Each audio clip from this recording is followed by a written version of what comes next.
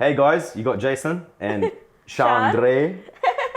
And we're here today to tell you all about Mt Lewis Pizzeria and how it became one of Sydney's #1 pizza joints. Nice. Is that what you'd call it? #1 pizza joints? Yes, I like that. That's good. So tell us a little bit about how this whole thing blew up, because you guys had some of the most viral pizza Manoush videos on TikTok. Yeah. I actually saw them before we... Oh, are you serious? Yeah. Nice. Okay, I love that. I love when people tell me this. So, tell us all about it. Tell us the journey of how you guys got started with the business and, everything about it now. So I always worked in the business with just helping out wherever I can with small stuff. I was in school at the time. Left school, I tried to take up as many shifts as I can while I was doing a business degree. I deferred that because I thought I'd rather just get experience in the field. So just working full-time at the bakery. So I went and started working full-time, and I wasn't really putting my ideas into practice. I was just doing what they wanted me to do. And what they've done worked for so long, so I'm just like, okay, let it ride. It hit a point where other bakeries were coming up and they had much better branding, but our product I know was like 10 times better. I knew that for a fact. But I'm like, okay, maybe this isn't the path that I want to be on. I've always wanted to do an office job. Let's try something like that. So I went and took up a role. It's a sales role for a mortgage broking company. Mm-hmm. So I used to it started off with cold calling 24/7, just like trying to qualify these people to book meetings with the actual qualified mortgage brokers. So I learned a lot in that sales role. It was about 3 months. And then towards the end of it, like while it was all happening, I was watching my parents working, and the bakery that I grew up loving was now the branding was going downhill. So because my parents are so invested in the work that they're actually doing, someone will come in and be like, oh, you should put in this new poster, or like you should change your logo to this color or whatever. And I was like, yeah, okay, do it, like whatever. They didn't care. So it was so mixed up and jumbled, the branding, how it looked, the colors. We had a picture of a massive burger and we didn't even sell burgers. Like it was the dumbest thing I've ever seen in my life. And I felt like very bad that my parents' work was like going down. Like they were still good with customers. They still had their clients, but they were like long-time clients they've built up from a while. They weren't getting any new people, especially coming to the age of social media. It was very important to kind of jump on that bandwagon. So I took a decision to leave the job and then just go full-time in the business. I think that 3 months of constant trying to sell, it switched something in my head. It triggered something in my head where I was just on. That's it, we're on. No more fucking around. Emil likes to swear, last time he came and do it as well. So no more effing around. Let's just get into it. And left the job, went and just started. Okay, so what's the first thing I need to do here? Okay, we need to know how the brand is. We need to see like what type of brand are we? What are the colors, most importantly? And where do you get them from? From your logo. So okay, first things to make sense is to go for the logo. Spoke to someone. Usually we'd spend $400-500 on a logo, but then I'm like, nah, we need like a proper logo. We need someone doing their research on it. So I reached out to a group in Melbourne. It was about $4-5 grand to get the logo done, but they were like a team of people sitting around a desk comparing other logos around Australia, like actually talking about colors and this and that and whatever. They came up with the logo that we have now. So I loved it. I fell in love with it. I actually was choosing a different concept that they had, but every time I'd refer back to the PDF to refer to the logo, the first place my eyes would go is to the logo we have. So by seeing that, I'm like, okay, look, maybe it shouldn't be this logo. Maybe it should be that logo, because my eyes are drawn to it straight away. And that's how I picked it, funnily enough. Wow. So put that logo in. That gave us our colors, which is like red, burgundy, whatever. And I've always had this vision in my head of having a red sign and then white tiles on the outside, like white shop. It contrasts really well. So then I just went down the route of slowly chipping away at transforming the restaurant into how I visioned it in my mind. So while that was happening, we were pumping our social media a lot more. So just like we didn't really go any viral at this stage. It was just maybe a couple thousand followers. Just posting as much as we can, just random photos. At this stage, there was no videos, no reels. It was just, you post photos and stuff. And from there, we finished the renovations. And then as soon as that happened, the shop next door was available to rent because it was coming into COVID and it was a travel agency. So they left, and I'm like, all right, look, this is an opportunity to turn something that's more takeaway into something that's more cafe style. Let's just put seating there. Mm-hmm. So then we went down the route of this was much harder as how I'm explaining it to you. So the way I'm explaining it to you is like it happened straight away, but it Yeah. didn't. It was a lot of like researching and going back and forth with my parents. No one thought that it was going to do well to take up the rent of the shop next door, do this massive fit out after we just did this renovation at the initial shop, and that's going to do well. But I did my calculations in my head, and I'm like, all right, if we can sell this much of this item, it would make sense, and we cover the rent. That's it. It's simple. So I made the decision to go for it, and what we did is we cut out a hole in the wall, like a massive hole, and we made 2 shops into one. Wow. Yeah. So now people order on one side, then they'll go down to the other side and sit down. It's more cafe style. And so your whole business is a business that has gone through so much transformation recently. Yeah. But obviously, it's something that your parents spent a long time building. Yeah. So tell us a little bit about how having those really like deep roots with a great product helped you to be successful today, and like how some of the stuff that your parents did all those years ago when they started actually still continues in the business as you think about growth and expansion and taking it to the next stage. So I'd like to describe like the Manoush that we make. It's very big in our community, and everyone has their own take of how to make it. It's like an Italian making their Napolitana sauce. Everyone makes it a certain way. So it's been with us for a long time. They've always made it. So for them to create this product, the product's never changed this whole time for the past 18 years. It hasn't changed at all. For them to create that and for it to work, I really felt I had an obligation to kind of push it as much as possible, because it's not really seen in Australia. So in the western suburbs, yeah, you get a lot of bakeries, but it's not really marketed in a way where people of our generation are going to want to go for it. And how do you make it? How do you that's give how it I that saw appeal? that. How do I make what? How do you give it that appeal? The branding of the business. Yeah. So you need to make sure you have a good product. Once you have a good product and you believe in it, you can brand the business in a way that looks pretty. Right. And then from that, people are gonna naturally come. Right. As long as you blast the marketing, obviously. Mm-hmm. So I don't mean to use this as an example, probably shit example, but you walk into a club and then you see a girl, you're gonna go up to her if she's pretty. You don't know if she's got a good personality or not, personality being the product. So I knew I had the product. I just needed to make the look of the brand enticing enough for people to come and join it. And yeah, I don't know if I answered the question, I'll be honest. No, I think that makes a lot of sense. So I feel like for a lot of businesses today that, have been around for a while, Yeah. a lot of them, are just stale. Like they look the same as they did all those years ago when they started. And on top of that, what makes them also very unrelatable is that they're not on social media. Yeah, so that upsets me because it's so easy it's very simple steps to kind of to change that. But so what role did social media play in you being able to transform your business from, the business that your parents founded to now this business that people talk about all the time and, is in hyper growth mode? Yeah. So at the time, Reels and TikTok was getting more popular, obviously. And we always did like photos and stuff on our social media. I'm like, all right, maybe now we should be uploading videos. So then I'm like, okay, look, TikTok's out. Let's make a TikTok account and let's just post one reel a day for 30 days and see what happens. I lasted like a week and then I couldn't do it every single day. It was annoying to edit. It took like 2 hours to edit a video. It was crazy. So I'm like, all right, we'll do a couple every single day. Yeah. So I just kept that up, the consistency of posting videos. And then I found my style of how I like to edit. What's your style? I like quick clips with music over. And the clips move with the beat.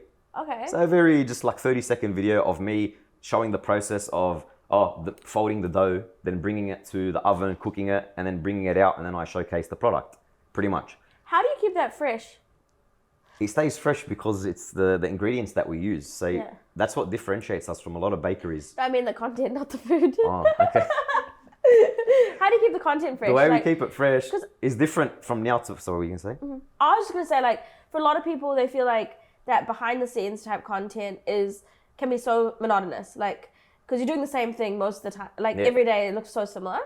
And I think a lot of people can't actually creatively find ways to make it interesting or, like, make it relevant to what's trending at that point in time or make it something that people want to watch. See, that's the thing. You don't even have to do that. People aren't watching your page only. They're watching other stuff as well. So you can post something. Look, you always see influencers reposting something that went viral a year ago.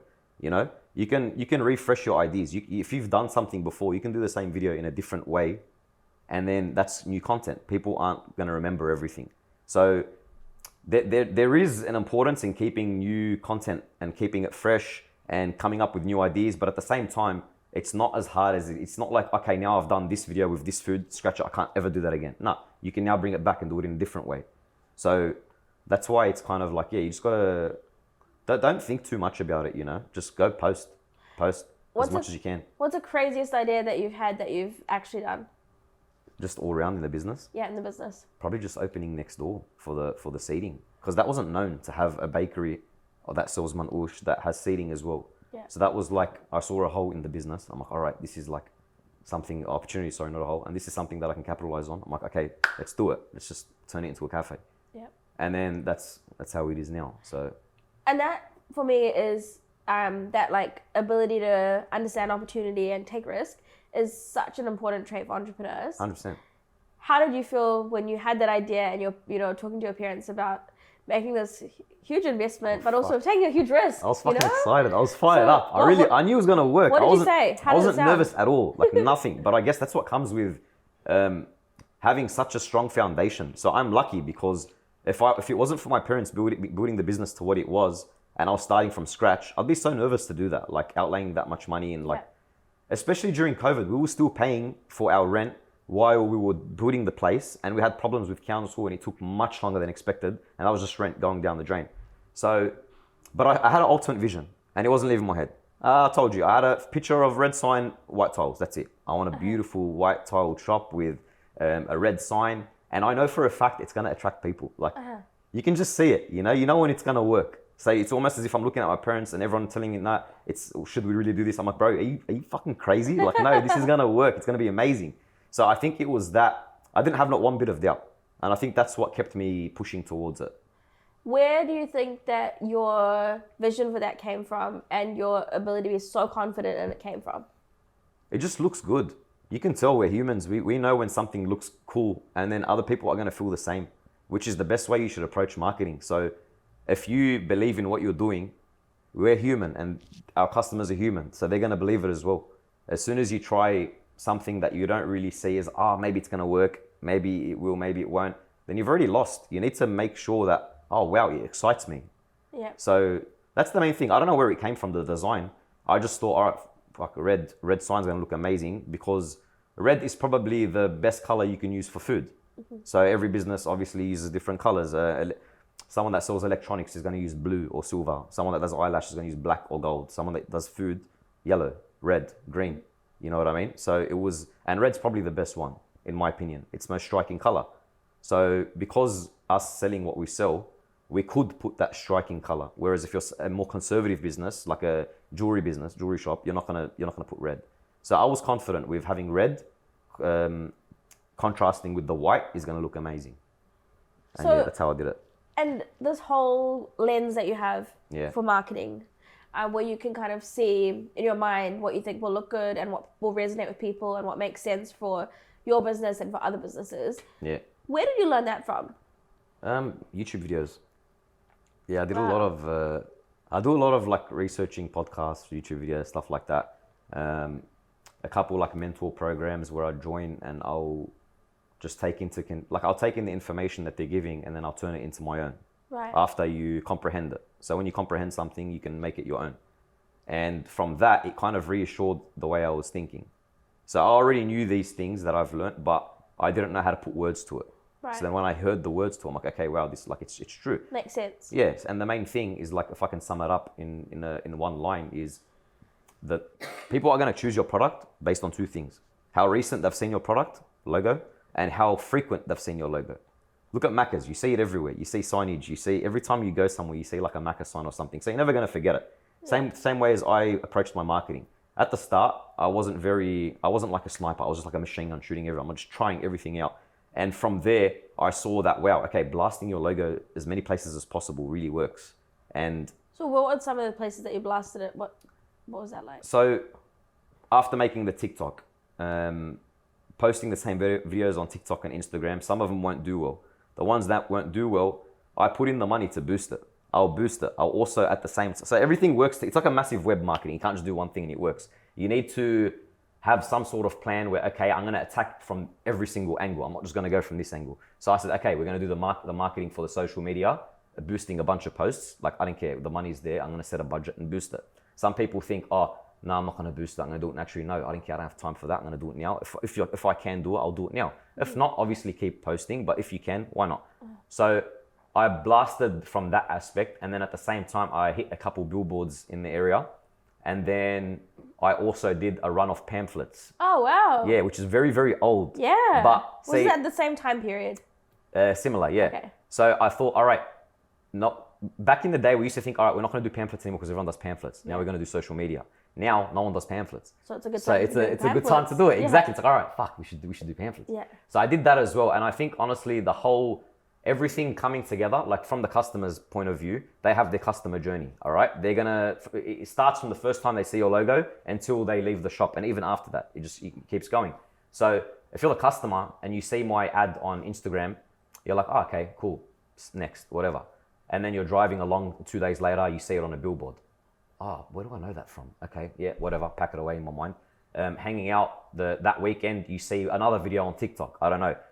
And it's resonating with you more and more. You're more comfortable with it. Your subconscious is much more comfortable with seeing your brand, and it's going to take it on. So that's the frequency part. That's how frequent you've seen the logo and how recent they've seen it. Say that Sunday, they're like, oh, I want to go eat somewhere. Oh, you know what? I've been seeing this place that does like this pizza thing all week. Let's go try it out. No. And like, it just goes from there. Is there a brand that you love that's just been so inspiring to you in terms of seeing how it looks, what the aesthetic is, how it makes people feel, how often you see it?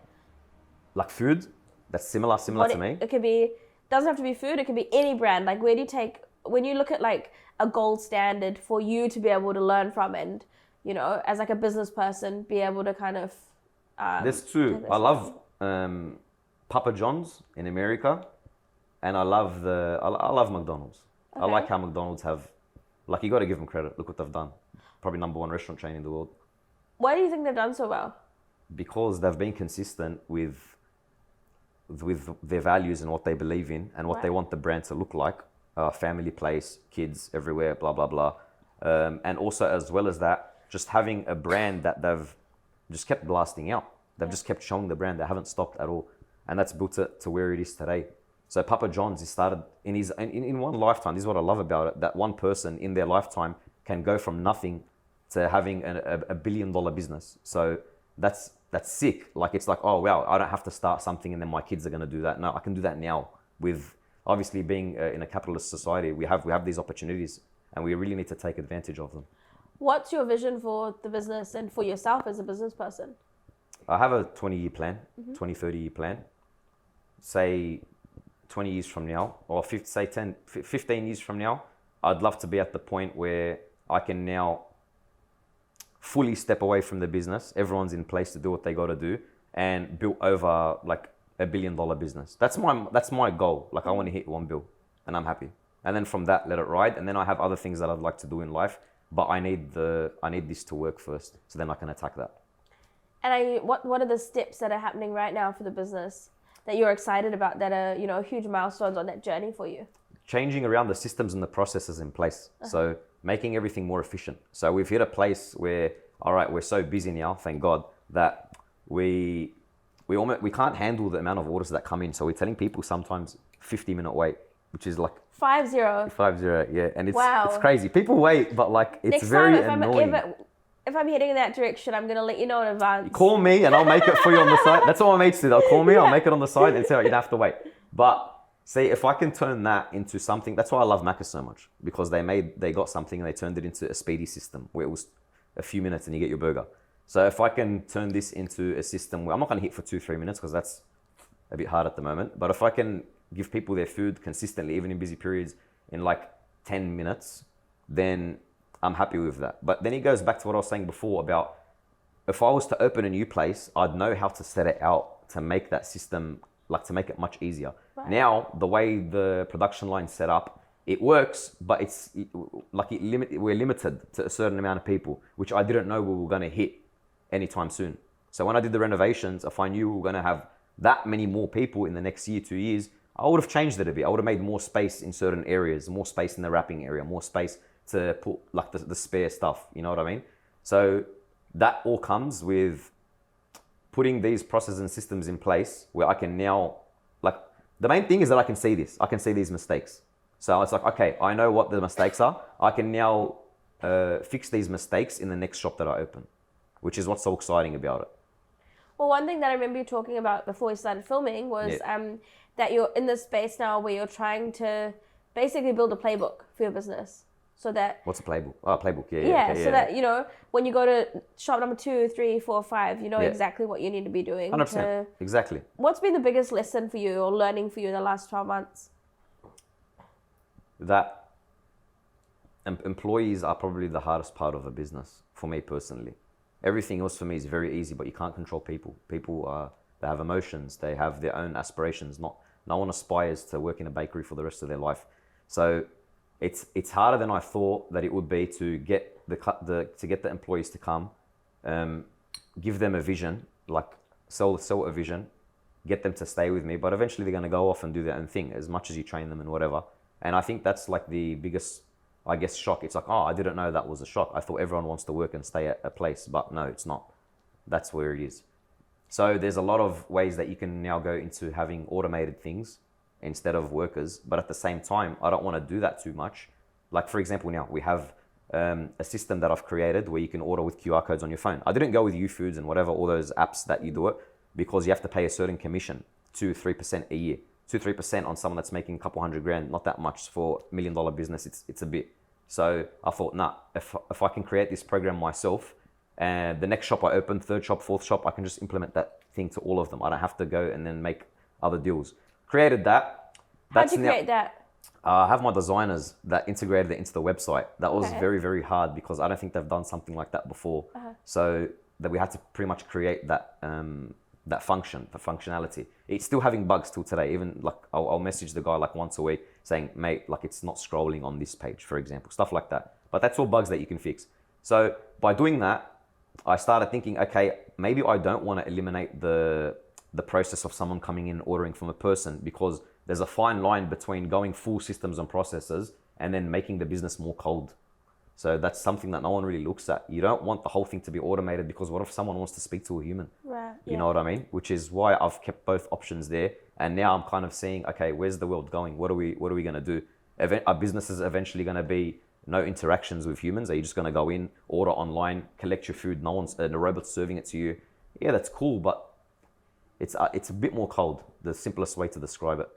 What are the values that your business has at the moment that you want to keep consistent as you grow? I like the values of us being a family restaurant. It's a very family-friendly environment. I've been told heaps of times that I should do like shisha, you know shisha? Oh, yeah. That I should add that in, but no, I don't want smoking, because that it doesn't fit with the family environment dream.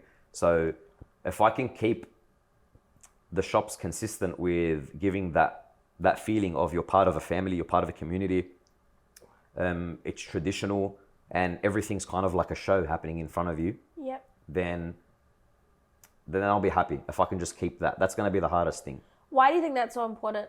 because that's what people relate to. So if people see a family business and everyone's working together, they can feel the love, and that makes them more inclined to go to the place. Whereas if it's a takeaway shop and then no one's in the families working there, no one cares about each other, no one's interacting with each other, and everyone's just there to do their job, then it's going to be, as I said before, like more cold. You want that, you want to feel the love. I know it sounds cheesy and stupid, but it's actually true. That's the whole piece around emotion, right? Exactly, 100%. We buy off emotion. So, Yeah. And emotion is what we remember. So if something can make us feel anything, we will remember it. Whereas if we go into a restaurant, everything's good, and then you leave, you'll probably forget the restaurant. Whereas if you went in there and someone smiled at you and you felt it, just something small, you will automatically refer back to that emotion you had the next time you want to eat that food. So, I want to eat it again a month later. Your brain brings you back to that emotion. I remember that place. Yeah, exactly. 100%. So that's why it's so important to keep the love. That's very cool. Yeah. I have one last question for you. Yeah. What does one life mean to you?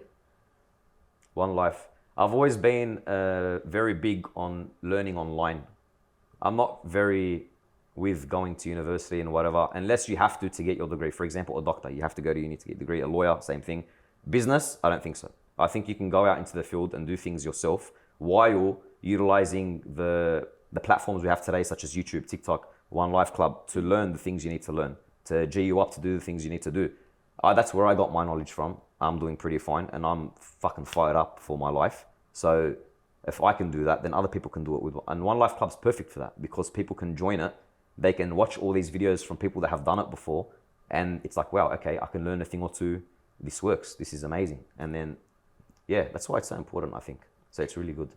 That's so cool. And I mean, I absolutely agree. I think we were talking about this early on, but for me in my journey, like when I started my first company, I had no idea of, what to do. And it's so hard to find people to be able to mentor you. So it's been amazing hearing a little bit about your journey, and thank you for sharing it. I know that there are going to be, thousands of people who will watch this and be so inspired by how you really were able to take the bull by the horns.